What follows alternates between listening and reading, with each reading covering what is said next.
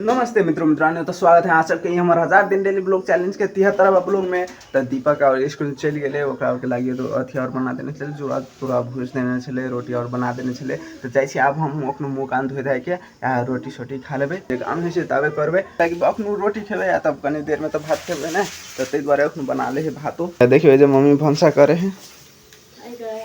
है देखियो कते चूड़ा भूज देने चले और दीपक और लोग गेले आते है अब हम खेबे ना घर में दुआरे के लगे आप जाए पहले मुँह कान धो ले या तब ये तक खेबे। हाँ जी मित्रों तो चलिए मुँह कान धो के आप जाए रोटी छोटी ला या खेबे है ना। हाँ जी मित्र तो यह देखिए लो ले लिए रोटी है या तरकारी है अनहर भुजला चूड़ा में रोटी तरकारी और है ना। हम जाए खैले हम जाए खाए खा कर पाइन लो पाइन रखले तब बीच में गारा तार ले सके है ना।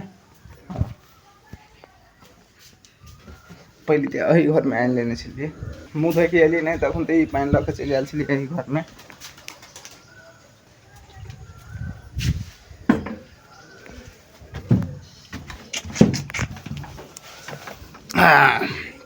खेनाई शुरू कर